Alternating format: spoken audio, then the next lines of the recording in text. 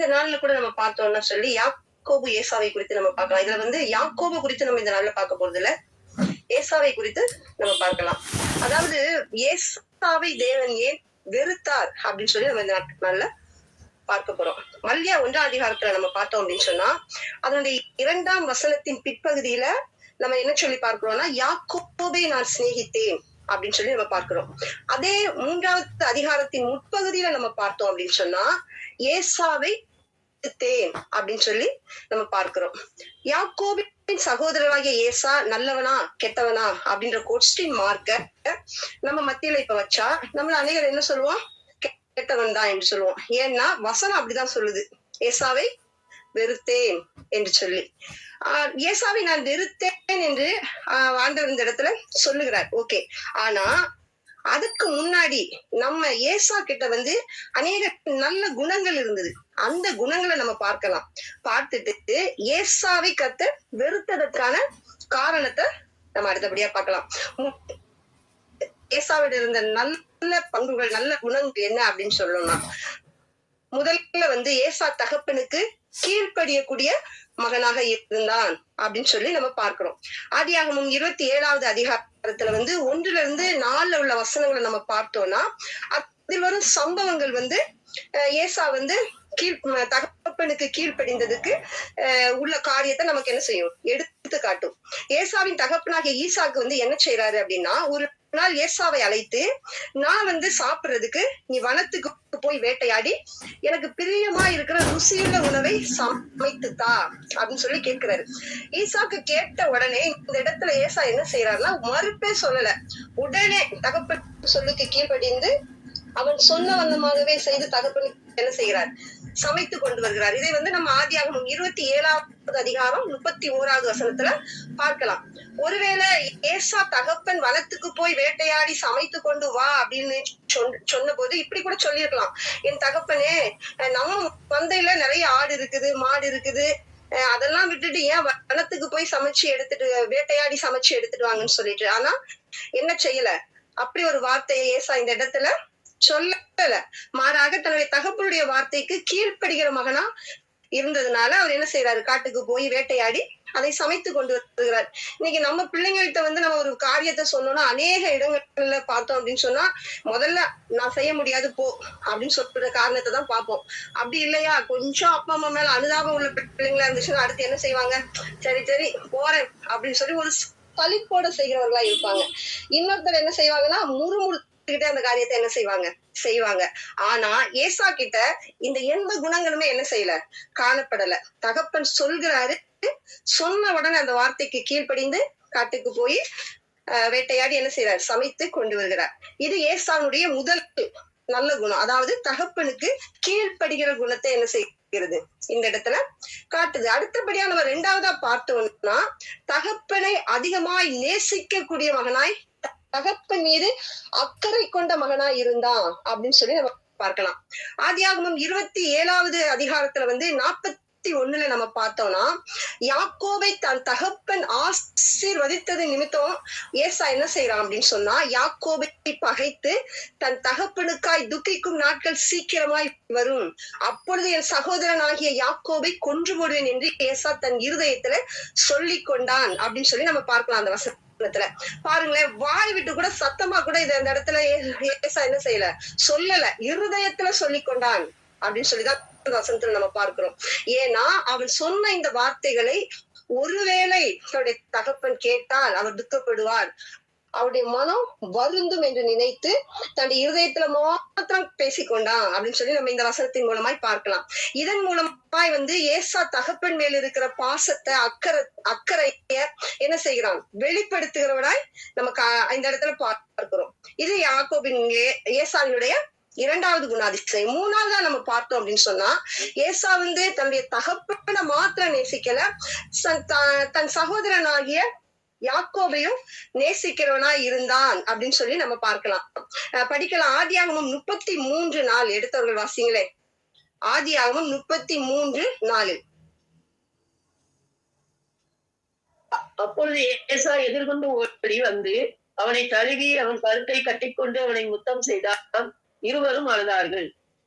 ஆமென், ஹல்லேலூயா. தேங்க்யூக்கா.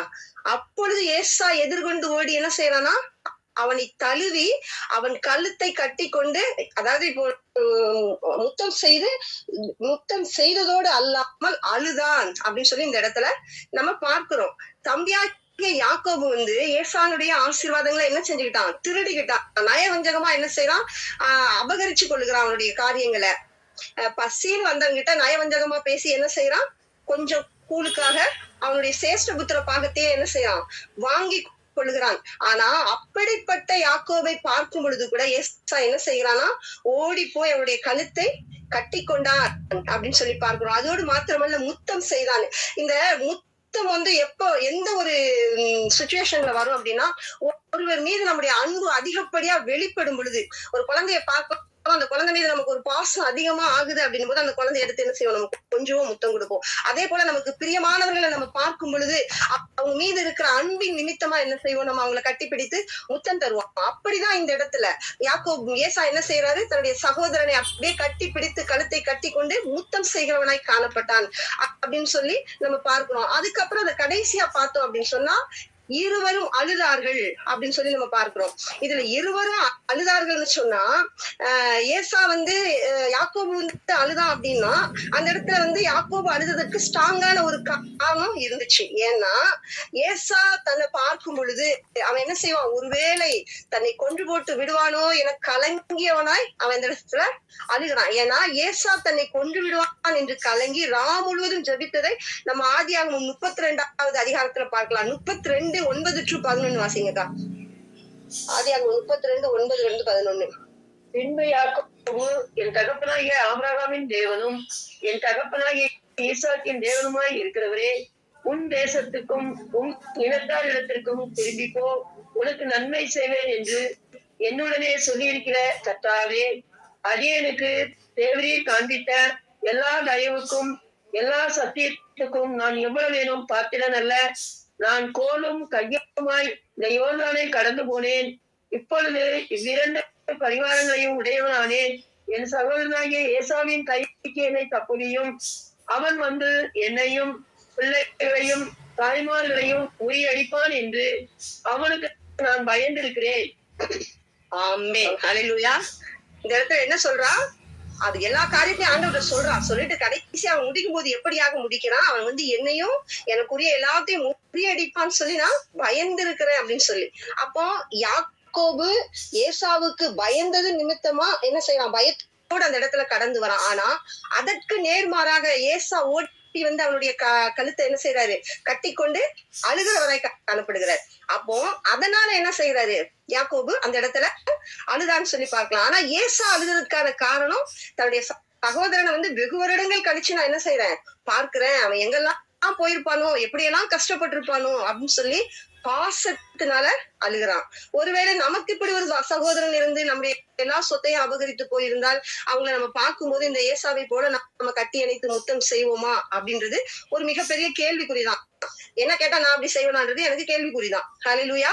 ஆனா பாருங்க, இந்த ஏசா வந்து நேர்மாறா என்ன செய்யறான், அவன் எல்லா காரியங்களையும் அவனுக்கு அகைன்ஸ்டா செய்திருந்தாலும் யாக்கோபை பார்த்த மாத்திரத்துல அவனை ஓடி போய் கட்டி பிடித்து முத்தம் செய்து அழுகிறவனாய் காணப்படுகிறான். இது நிமித்தம் ஏசா தன்னுடைய சகோதரன் மேலையும் பாசம் உள்ளவனாய் காணப்பட்டான் அப்படின்றத நம்ம என்ன செய்யலாம், இந்த இடத்துல பார்க்கலாம். நாலாவதா நம்ம பார்த்தோம்னா, ஏசா வந்து பண ஆசை இல்லாதவனாய் காணப்படுகிறான். ஆதியாகமம் வந்து 33:8 நம்ம பார்த்தோம்னா, அதாவது இப்போ அது அங்க நமக்கு எல்லாமே தெரிஞ்ச கதைதான்றதால நான் ஷார்ட்டா சொல்றேன். ஏன்னா நிறைய எடுத்தோம்னா இது 1 மணி நேரம் ஆனாலும் காணாது. அதனால நான் கொஞ்சம் ஷார்ட்டா சொல்றேன், புரிஞ்சுப்பீங்க அப்படின்னு சொல்லி நான் நினைக்கிறேன். ஹல்லேலூயா. ஆதியாகமம் 31 நம்ம பார்த்தோம்னு சொன்னா, ஏசா வந்து எங்க தன்னை வந்து முறியடித்துருவாரோ, தன்னை வந்து கொண்டு போட்டுருவாரோன்னு சொல்லி பயந்து யாக்கோபு என்ன செய்வாரு, அவருக்கு முன்பாக அநேக காரியங்களை அப்படியே வரிசையா அனுப்பி அவருக்கு கொடுக்கணும் அப்படின்னு சொல்லி அவரை வந்து அதன் மூலம் வந்து அவர்கிட்ட வந்து ஐஸ் வைக்கணும், ஐஸ் வச்சு அவர்கிட்ட ஒரு நல்ல பேரை சம்பாதிச்சுக்கணும் அப்படின்னு சொல்லி நிறைய காரியங்களை என்ன செய்யறாரு, ஆடு மாடுகளை மத்த அப்படியே தன்னுடைய வேலைக்கு தன்னோட வேலை செய்யறவங்க இப்படி அணியணியா அனுப்புறத நம்ம என்ன செய்யறோம் அந்த இடத்துல பார்க்கலாம். இப்படி அணியணியா அனுப்புனத ஏசா என்ன செய்யல, ஏற்றுக்கொள்ளல. 33:8 வாசிங்களேன். அப்பொழுது அவன் எனக்கு எதிர்கொண்டு வந்த அந்த மந்தையெல்லாம் என்னத்துக்கு என்றான். அதற்கு அவன், என் ஆண்டவருடைய கண்களில் எனக்கு தயவு கிடைக்கிறதற்கு என்றான். ஓகே சொன்னா அப்ப யாக்கோபு வந்து ஏசாவை ஐஸ் வைக்கிறதுக்கு தான் தயவு வேணும்ப்பா உங்ககிட்ட, அதனால நான் என்ன செய்யறேன் அனுப்புறாரு. ஆனா இவன் என்ன செய்யறான் ஏசா அதை ஏற்றுக்கொள்ளல. என்னத்துக்குப்பா அது எனக்கு வேண்டாம்ப்பா அப்படின்னு சொல்லுகிற காரியத்தை நம்ம அந்த இடத்துல பார்க்கலாம். 9வது வசனத்துல நம்ம பார்த்தோம்னா, ஏசா என் சகோதரனே எனக்கு போதுமானது இருக்கிறது, உனக்குரியதை உன்னிடத்திலே இருக்கட்டும் அப்படின்னு சொல்ற காரியத்தை அந்த இடத்துல நம்ம பார்க்கலாம். இன்று எனக்குரியதையெல்லாம் இந்த யாக்கோபு அபகரித்து கொண்டு போய்விட்டானே, இன்று அவன் தருவதை நான் ஏன் விடணும் அப்படின்ற எண்ணம் ஏசா கிட்ட என்ன செய்யல இல்ல. மாறாக அவன் வந்து எனக்கு இருக்குப்பா, எனக்கு போதுமானது இருக்குது, அதனால எனக்கு அது போதும் அப்படின்ற மனதை உடையவனாய், அதாவது பண ஆசை இல்லாத ஒரு மனிதனாய் இந்த இடத்துல நம்ம ஏசாவை பார்க்கலாம். இப்படிப்பட்ட அநேக நற்குணங்களை கொண்ட ஏசாவை ஏன் தேவன் வெறுத்தார் அப்படின்னு இப்ப நம்ம சப்ஜெக்டுக்குள்ள போகலாம். ஏசாவை வெறுத்ததற்கான காரணத்தை இப்ப என்ன செய்ய போறோம், நம்ம பார்க்க போறோம் இல்லையா. 1:3 பிற்பகுதியில நம்ம பார்த்தோம் இல்லையா. 1:3 முற்பகுதியில நம்ம என்ன செய்யறோம், ஏசாவை தேவன் வெறுத்தார் அப்படின்னு பார்க்கிறோம். ஒருவேளை நாம் கூட என்ன செஞ்சிருக்கலாம், ஆச்சரியமா நினைக்கலாம், என்னடா இவ்வளவு நல்ல குணம் ஏசா கிட்ட இருக்குது, பின்ன கர்த்தர் ஏன் வந்து ஏசாவை வெறுக்கணும் அப்படின்னு நம்ம கூட நம்ம இதயத்துல நினைக்கலாம். அதற்குரிய காரணத்தை நம்ம இப்ப பார்க்கலாம். ஆதியாகமம் 25:27 நம்ம பார்த்தோம்னா 25:27 வாசிங்க. ஆதியாகமம் 25:27. இந்த பிள்ளைகள் பெரியவர்கள் ஆன போது ஏசா வேட்டையில் வல்லவனும் வன சஞ்சாரியுமாய் இருந்தான். யாக்கோபு குணசாலியும் கூடாரவாசியுமாய் இருந்தான். ஆமென், ஹல்லேலூயா. இவங்க பெரியவங்களான போது பார்த்தோம் அப்படின்னு சொன்னா, ஏசா வந்து வேட்டையில் வல்லவனும் வன சஞ்சாரியுமாய் இருந்தான், யாக்கோபு குணசாலியும் கூடாரவாசியுமா இருந்தான்னு சொல்லிட்டு இந்த இடத்துல நம்ம பார்க்கிறோம். வன சஞ்சாரி என்றால் என்ன அப்படின்னு நம்ம பார்த்தோம்னா, இந்த வன சஞ்சாரி என்பது எப்பொழுதுமே அந்த வனத்திலே அவங்க வந்து வசிக்கிறத காட்டுகிற ஒரு காரியமாகும். இந்த ஏசா எப்பொழுது பார்த்தாலும் என்ன செய்வான், வனத்திலேதான் இருப்பான். எப்போதாவது ஒரு சமயத்துலதான் தன்னுடைய தகப்பனை, தன்னுடைய தாயை, தன்னுடைய சகோதரரை பார்க்கிறதுக்கு அந்த காட்டுக்குள்ள இருந்து வருகிற ஒரு மனுஷனா அவன் என்ன செஞ்சான், காணப்பட்டான். நம்ம கூட இன்னைக்கு இது வந்து இந்த வார்த்தைகள் இந்த ஏசாவோடு நம்மள கூட நம்ம என்ன செய்யலாம், ஒப்பிட்டு பார்க்கலாம். ஏன்னு கேட்டா, வாரத்துல 6 நாள் நம்ம என்ன செய்யறோம், உலகம் என்கிற அந்த வாழ்க்கைக்குள்ள ஓடிட்டே இருக்கிறோம். 7வது நாள் மட்டும் ஆலயத்துக்கு வந்து நான் நம்மளும் சொல்லல, வெளியில இருக்கிறவங்க சொல்றேன், யாரும் தவறா எடுத்துக்கொள்ளாதீங்க. நிறைய பேர் என்ன செய்யறாங்க, கிறிஸ்தவர்களா இருக்கிறவர்கள் என்ன செய்யறாங்க, அந்த 6 நாள் உலக காரியம் ஓடுவாங்க. ஜெபிக்க மாட்டாங்க, வேதம் வாசிக்க மாட்டாங்க, ஆண்டவருக்கு கொடுக்க வேண்டிய நேரத்தை என்ன செய்ய மாட்டாங்க, கொடுக்க மாட்டாங்க. ஆனா அந்த 7வது நாள் பாத்தீங்க அப்படின்னு சொன்னா, ஆலயத்துக்கு வந்து அங்க தாம் அங்க செய்யற காரியத்தை எல்லாம் செய்வாங்க. காலையில இருந்து ராம் முழுவதும் கூட அந்த நாட்கள்ல ஆலயத்திலேயே இருக்கிறவர்களா காணப்படுவாங்க. ஆனா நம்ம என்ன செய்யக்கூடாது, அப்படி இருக்க கூடாது. ஏசா என்ன செஞ்சா, அப்படிதான் இருந்தான். ஆண்டவர் என்ன செய்யலாம், அனுதினமும் தேடல, அந்த ஆண்டவரை தேடக்கூடிய மனது அவனுக்கு இல்ல. அப்படிப்பட்டவனா அவன் என்ன செய்யறான், காணப்படுகிறான். இப்போ வந்து இன்னைக்கு வந்து நம்ம உலக பிரகாரமா பார்த்தோம் அப்படின்னு சொன்னா, நிறைய நல்லவங்களை நம்ம பார்க்கலாம். நம்மளை விட, கிறிஸ்தவர்களை விட தங்களுடைய வாழ்க்கை முறையில அவங்க ரொம்ப நல்லவங்களா, தான தர்மங்களை செய்கிறவரா, அநேக நற்காரியங்களை செய்கிறவரா எத்தனை பேர் இருக்கிறாங்க. ஆனா அவங்க எல்லாம் பரலோகம் போக முடியுமா, போகவே முடியாது. ஏன்னு கேட்டா, தன்னுடைய அந்த புண்ணிய காரியங்கள் நிமித்தம், தான தர்மங்களின் நிமித்தம், அவங்களுடைய நல்ல பண்புகளின் நிமித்தம் என்ன செய்ய முடியாது, தேவனிடத்துல போகவே முடியாது. ஏன்னா தேவன் அவர்களிடத்துல இருக்கணும். தேவனை அனுதினமும் என்ன செய்யணும், தேடுகிறவர்களாய் காணப்படணும். அப்படி தேடுகிறவர்களாய் காணப்படும் பொழுதுதான் என்ன செய்ய முடியும், தேவனிடத்துல போக முடியும். அவருக்குரிய ஒரு பிள்ளைகளாய் நம்ம என்ன செய்ய முடியும், வாழ முடியும். அப்போ முதல்ல இந்த காரியத்துல நம்ம பார்த்தோம் அப்படின்னு சொன்னா, இந்த முதல் காரியத்துல ஏசா அவுட். ஏன்னு கேட்டா, அவன் தேவனை தேடுகிறவனாய் என்ன செய்யல, காணப்படல. தேவனுடைய காரியங்களை செய்கிறவனா என்ன செய்யல, காணப்படல. இந்த நாள கர்த்தர் அவனை வெறுத்தார் என்றும் நாம் பார்க்கலாம். 2வதா நம்ம பார்த்தோம்னா, ஆதியாகமம் 26:34. ஏசா 40 வயதான போது ஏத்தியனான தேவியனுடைய குமார்த்தியாகிய யூதித்தையும் ஏத்தியனான ஏதனுடைய குமார்த்தியாகிய பஸ்மாத்தையும் விவாகம் பண்ணினான். ஆமே. இங்க 40 வயதான போது என்ன செய்யறாரு ஏசா, ஒரு சில ஸ்திரீகளை என்ன செய்யறாரு, திருமணம் முடிச்சுக்கிறாரு. அதாவது ஏசா என்ன செய்யல இந்த இடத்துல அப்படின்னா, தன்னுடைய தகப்பன் தனக்கு திருமணம் செய்து தருவாரு அப்படின்னு சொல்லிட்டு பொறுமையோட தகப்பனுக்கா என்ன செய்யல, காத்திருக்கவில்லை. ஏன் கேட்டா அவனே இப்ப என்ன செஞ்சுக்கிறான், திருமணத்தை செய்து கொள்ளுகிறான். அது மாத்திரமல்ல, ஏசாயா இந்த ஆதியாகமம் 28:8 நம்ம பார்த்தோம் அப்படின்னு சொன்னா, ஈசாக்குக்கு பிடிக்காத கானானிய ஸ்திரீகளையும், அதாவது தனக்கு 2 மனைவிகளை கொண்டிருக்காம 2 பேரை திருமணம் செஞ்சுக்கிட்டான். ஆனாலும் ஈசாக்கு வந்து யாக்கோபிடம் கானானிய ஸ்திரீகள் கிட்ட போய் பெண் கொள்ளாதன்னு சொல்றதை அவன் கேட்டது நிமித்தம் என்ன செய்யறான், திருப்பி போய் அந்த தகப்பன் வார்த்தைக்கு அகைன்ஸ்டா அந்த இடத்துல போய் என்ன செய்யறான், கானானிய ஸ்திரீகளை அவன் என்ன செய்யறான், மனம் முடிக்கிறவனாய் காணப்படுகிறான். அதன் நிமித்தமா என்ன செய்கிறான், தேவனால் வெறுக்கப்படுகிறான். நாம் கூட அநேக நேரங்கள்ல தேவனுடைய வேலைக்காக என்ன செய்யறது இல்ல, காத்திருப்பதில்லை. ஆனா நம்ம வசனம் என்ன சொல்லுது, நம்மள காத்திருக்கதா சொல்லுது இல்லையா. 1 பேதுரு 5:6 கூட நம்ம பார்க்கிறோம் இல்லையா. ஆகையால் ஏற்ற காலத்திலே தேவன் உங்களை உயர்த்தும்படிக்கு அவருடைய பலத்த கைக்குள் அடங்கி இருங்கள் என்று சொல்லி. ஆனா நம்மளால அந்த அடங்கி இருக்கிறது தான் அநேக சமயங்கள்ல நமக்கு என்ன செய்ய முடியல, இருக்க முடியல. அப்படிதான் இந்த ஏசா தன்னுடைய தகப்பனுடைய தகப்பன் தனக்கு செய்வார் அப்படின்னு சொல்லி என்ன செய்யல, அடங்கி இருக்கல, பொறுமையோடு இருக்கல. மூன்றாவதா நம்ம பார்த்தோம் அப்படின்னு சொன்னா எபிரேயர் 12:16. எபிரேயர் 12:16 வாசிங்களேன். ஒருவனும் வேசிக்கள்ளனாகவும் ஒருவேளை போஜனத்துக்காக தன் சேஸ்திர பாகத்தை விட்டு போட்ட ஏசாவை போல சீர்கெட்டவனாகவும் இராதபடிக்கும் எச்சரிக்கையா இருங்கள். ஆமென், ஹல்லேலூயா. தன்னுடைய சிரேஷ்ட புத்திரபாகத்தை விற்று போட்ட ஏசாவை போல சீர்கெட்டவனாகவும் இராதபடிக்கு எச்சரிக்கையா இருங்க. அவனு போல சீர்கெட்டவனா இருக்க கூடாது அப்படின்னு சொல்லி நம்ம பார்க்கிறோம். இதுக்கு ஆதாரமான வசனம் ஆதியாகமம் 25:31 பார்த்தோம்னா, யாக்கோபு வந்து உன்னுடைய சேஷ்ட புத்திர பாகத்தை என்கிட்ட என்ன செய்ய, விற்று போடு அப்படின்னு சொல்லி கேட்கிறான். அப்ப அதே தொடர்ந்து 33வது வருஷத்துல நம்ம பார்த்தோம்னா அவன் என்ன செய்யறான், விற்று போடுன்னு சொன்னதோடு மாத்திரம் இல்லாம ஆணை விற்று கொடு அப்படின்னு சொல்றான். ஏசா என்ன செய்யறான், ஆணையிட்டு தன்னுடைய சேஷ்ட புத்திர பாகத்தை விற்று போடுகிற சம்பவத்தை நம்ம இந்த பகுதியில பார்க்கிறோம். ஏசா இந்த சேஷ்ட புத்திர பாகத்தை எதற்காக விற்று போட்டான்னா, ஒருவேளை கூழுக்காக, கொஞ்சம் கூழுக்காக என்ன செய்யறான், விற்று போட்டுறான். சரி, ஓகே, ஏசா சேஷ்ட புத்திர பாகத்தை விற்று போட்டுட்டான்.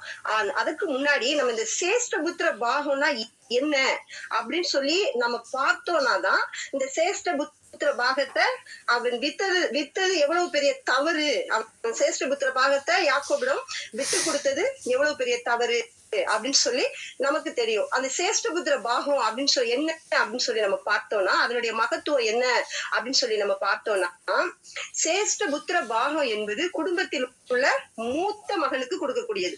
ஃபர்ஸ்ட் ஆஃப் ஆல், ஓகேங்களா. அடுத்து செகண்ட் பார்த்தோம் அப்படின்னு சொன்னா, அதன் நன்மைகள் என்ன அப்படின்னு சொன்னா, ஒரு குடும்பத்துல வந்து சொத்து பிரிக்கிறாங்கன்னு வைங்களேன், 2 பிள்ளைங்க இருக்கிறாங்க, இல்ல அதுக்கு மேற்பட்டவர்கள் இருக்கிறாங்கன்னா அதை பிரிச்சிருவாங்க. அந்த சொத்தை பிரிச்சுட்டு மூத்த பிள்ளைக்கு என்ன செய்வாங்க அப்படின்னு சொன்னா, அந்த இப்ப எல்லாருக்கும் ஒரு பாகம் கொடுத்தா அந்த மூத்த பிள்ளைக்கு என்ன செய்வாங்களாம், 2 பாகமா கொடுப்பாங்களாம்.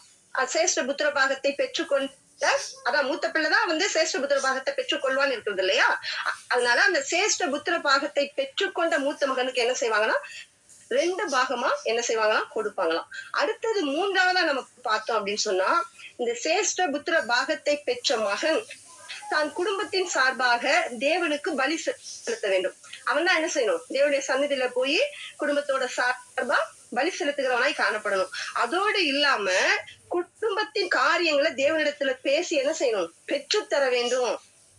வாக்கு தத்தத்துக்கு உரியவன் இவன் தான். இந்த சேஷ்ட புத்திர பாகத்தை பெற்ற மூத்த மகன் தான் வாக்கு தத்தத்துக்கு உரியவன் அப்படின்னு சொல்லி பார்க்கிறோம்.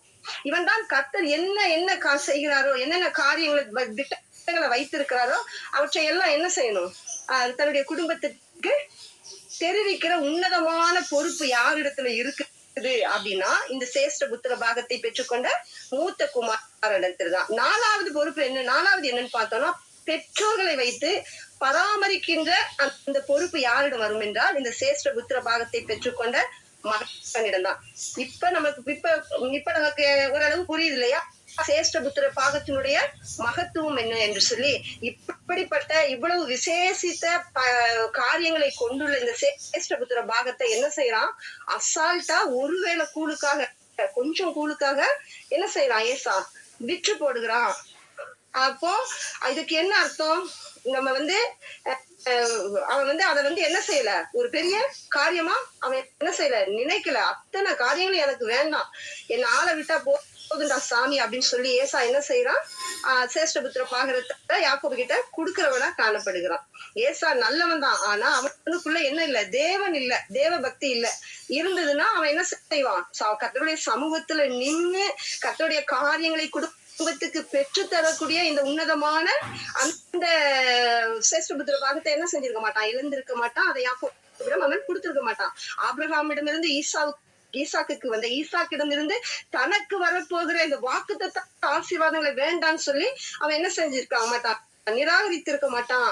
ஆபிரகாமிடம் தேவன் சொல்லி இருந்தார் இல்லையா, நான் உன்னை ஆசீர்வதிக்கவே ஆசீர்வதிப்பேன், உன்னை பெருகவே பெருக பண்ணுவேன், உன் சந்ததியை வானத்து நட்சத்திரங்களைப் போலவும் கடலத்தனை மணலை போலவும் பெருகவே பெருக பண்ணுவேன் என்று சொன்ன வாக்கு தத்தத்தையே என்ன செஞ்சுட்டாங்க, உதாசீன படுத்துகிறவனாய், வேண்டாம் என்று சொல்லுகிறவனாய் இந்த ஏசா காணப்பட்டான். கர்த்தருக்கு முன்பாக உண்மையும் மன உத்தமமாய் நடக்க வேண்டும் என்ற அந்த கட்டாயம் வேண்டாம்ப்பா, எனக்கு எதுக்கு இந்த தேவையில்லாத வேலை, நான் எதுக்கு உண்மை உத்தமமா ஆண்டவருக்கு முன்னால காணப்படணும், நான் எதுக்கு இவங்களுக்காக போய் பலி செலுத்தணும், நான் எதுக்கு இவங்களுக்காக போய் கடவுளுடைய சமூகத்துல நின்று வாக்கு தத்தங்களை பெற்று தரணும் அப்படின்னு சொல்லி அவன் அசால்ட்டா நினைச்சுக்கிட்டு தன்னுடைய வாழ்க்கையை என்ஜாய் பண்ணுகிற ஒரு மனநிலைமை உள்ளவனா என்ன செய்கிறான், அந்த சேஷ்டபுத்திர பாகத்தை அவன் என்ன செய்கிறான், விற்று போடுகிறவனாய் காணப்படுகிறான்.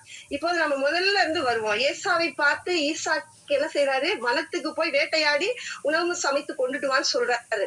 ஆனா அப்படி கேட்கும் பொழுது இந்த ஏசா என்ன சொல்லியிருக்கணும், அப்பா நான் வந்து என்னோட சேஷ்டபுத்திர பாகத்தை யாக்கோபிட்ட நான் வித்து போட்டுட்டேன், அதனால என்னால போயிட்டு அந்த காரியத்தை செய்ய முடியாது. இவன் வந்து தகப்ப சொன்ன உடனே பாஞ்சு காட்டுக்கு ஓடி அதை செய்யக்கூடிய காரியம் என்னன்னு சொன்னா, தகப்பனிடமிருந்து ஆசீர்வாதத்தை பெற்றுக்கொள்ளணும்னு சொல்லிதான். அந்த ஆசீர்வாதம் வேணான்னு தானே உதாசீனப்படுத்தி சேஷ்டபுத்திர பாகத்தை வித்து போட்டுட்டான். அப்புறம் எதுக்கு என்ன செய்யணும், அந்த காரியத்துக்காக அவன் போகணும். தகப்ப சொன்ன உடனே யாக்கோபு கிட்ட சொல்லல, தாய் ரெபேக்கா கிட்ட சொல்லல, என்ன செய்யறாரு இவரு, ஒரே இதுவா போயிட்டு காட்டுக்குள்ள போயிட்டு வேட்டையாடி தகப்பனுக்காக சமைத்து கொண்டு வருகிறான். இந்த இடத்துல நம்ம பார்த்தோம் அப்படின்னு சொன்னா, யாக்கோபு வந்து இதுல வந்து யாக்கோபு வந்து ஏமாற்றுகிறவன் இல்ல, ஏசாதான் வந்து என்ன செய்யறான், இந்த இடத்துல ஏமாற்றுகிறவனாய் காணப்படுகிறான். ஏன்னா ஏசா கிட்ட அவன் யாக்கோபு கிட்ட என்ன செஞ்சுட்டான், ஏசா தன்னுடைய சேஷ்டபுத்திர பாகத்தை விற்று போட்டுட்டான். ஆனா தகப்பன் சொல்லும் பொழுது நான் அதை வந்து சேஷ்டபுத்திர பாகத்தை வித்துட்டேன் அப்படின்னு சொல்லி அவன் என்ன செய்யல, சொல்லாம என்ன செய்யறான், அவன் வந்து அந்த ஆசீர்வாதத்தை எப்படியாவது பெற்றுக்கொள்ளணும் தகப்பனிடம் இருந்து அப்படின்னு சொல்லி என்ன செய்யறான், பிரயாசப்படுகிறவனாய் காணப்படுகிறான். ஆதியாகமம் 27:34 வாசிங்க. ஏசா தன் தகப்பனுடைய வார்த்தைகளை கேட்டவுடனே மிகவும் மனங்கசந்து உரத்த சத்தமிட்டு அலறி தன் தகப்பனை நோக்கி, என் தகப்பனே என்னையும் ஆசீர்வதியும் என்றான். இந்த இடத்துல மிகவும் மனம் கசந்து அலறி ஏசா என்ன செஞ்சாரு, அழுதா அப்படின்னு சொல்லி பார்க்கிறோம். என்னத்துக்காக வந்து அழுதாரு ஏசா, என்னையும் ஆசீர்வதியும் என்று சொல்லிதானே அழுதான். அப்போ தன்னுடைய தகப்பனை ஏமாற்றி விட்டுட்டோனோ, இல்ல தகப்பன்கிட்ட நம்ம வித்து போட்டுட்டு அந்த சேஷ்டபுத்திர பாகத்தை திரும்பவும் நம்ம அவனுக்கு தெரியாம தகப்பன்கிட்ட இருந்து நம்ம பெற்றுக்கொள்ள, இல்ல சகோதரன் கிட்ட பெற்று போட்ட அந்த சேஷ்டபுத்திர பாகத்தை திரும்பவும் என்ன செய்யணும், அவனுக்கு தெரியாம தகப்பன் இருந்து நம்ம பெற்றுக்கொள்ள பிரயாசப்படுகிறோம்னு சொல்லி மனங்கசந்து என்ன செய்யல, அழுகலைங்க. ஆனா அதற்கு மாறாக எப்படியாவது தகப்பனிடம் இருந்து ஆசீர்வாதத்தை பெற்றுக்கொள்ளணுன்ற அங்கலாய்ப்போடு அழுகிறவனாய் தான் காணப்படுகிறான். இப்படிப்பட்ட காரியங்கள்லாம் ஏசாவை தேவன் வெறுப்பதற்கு காரணமாக உள்ளது. லூக்கா 18:9 நம்ம 14 வரை உள்ள ஊமையில பார்த்தோம்னா பரிசேயனை பாக்குறோம், ஆயக்காரனை பாக்குறோம். அந்த இடத்துல வந்து அவங்க வந்து தன்னை குறித்து பெருமை பாராட்டிய பரிசேயனுக்கு இல்ல, தூரத்துல நின்று மார்பில் அடித்துக் கொண்டு தேவனே பாவியாக என் மேல் கிருபையா இருக்கும் என்று வேண்டிக் கொண்ட ஆயக்காரனை தான் நீதிமான் நீதிமானாக்கப்பட்டான் என்று சொல்லி ஏசு அந்த ஊமையில சொல்லுகிறத கூட நம்ம பார்க்கிறோம். அது மாத்திரமல்ல, இந்த 18வது அதிகாரத்துல 14வது வசனத்தோட பிற்பகுதி என்ன சொல்லுது அப்படின்னா, ஏனெனில் தன்னை தாழ்த்துகிற எவனும் தன்னை உயர்த்துகிற எவனும் தாழ்த்தப்படுவான், தன்னை தாழ்த்துகிற எவனும் உயர்த்தப்படுவான்னு சொல்லிட்டு. அப்போ கர்த்தர்கிட்ட என்ன செய்யணும், நம்ம தாழ்மை உள்ளவர்களாய் காணப்படணும். ஏசா தன்னுடைய தகப்பன் கிட்ட சொல்லி இருக்கலாம், தன்னை தாழ்த்தி இருக்கலாம், தன்னுடைய பாவங்களை அவன் தான் செஞ்ச தப்ப என்ன செஞ்சிருக்கலாம், அறிக்கை இட்டிருக்கலாம். ஆனா அந்த காரியத்தை அவன் அந்த இடத்துல செய்யல. 1 தீமோத்தேயு 1:16 வாசிங்களேன்.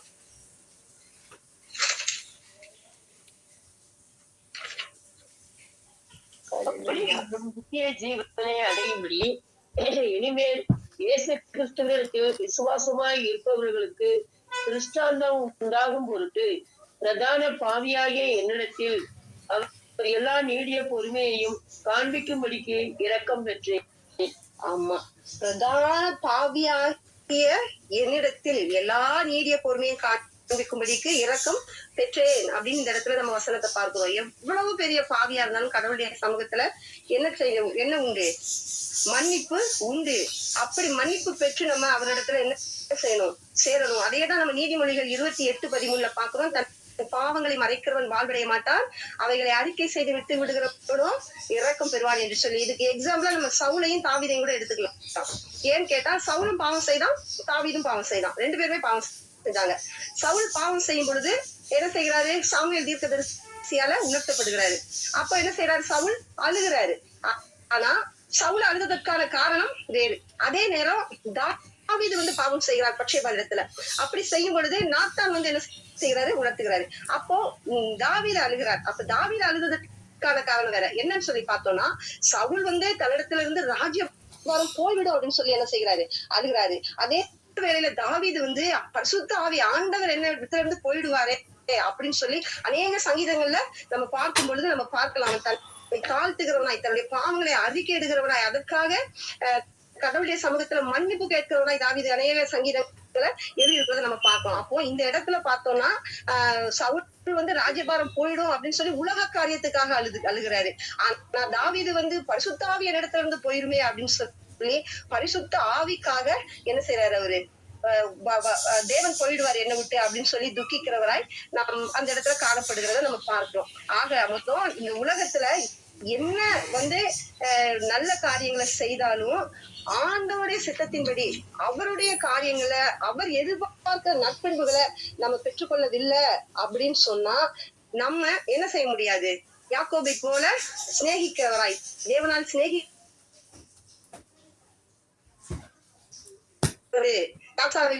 போல தேவனா வெறுக்கப்படுகிறவர்களை தான் நம்ம என்ன செய்வோம், காணப்படுவோம். அதற்காக தான் நம்ம என்ன செய்யணும், ஆண்டவருடைய நற்பண்புகளை நம்ம பெற்றுக்கொண்டு அவரை அந்தி சந்தி மத்தியான வேலையில எப்படி தாவீது தேடினாரோ அப்படி தேடி பரலோகம் செல்வதற்கான என்ன அந்த வழிய நம்ம என்ன செய்யணும், ஒவ்வொரு நாளும் தேடுகிறவர்களாய் நம்ம என்ன செய்யணும், காணப்படணும். ஆமேன். ஹல்லேலூயா. கர்த்தர் தாமே இந்த வசனங்களை ஆசீர்வதிப்பாராக. ஆமேன்.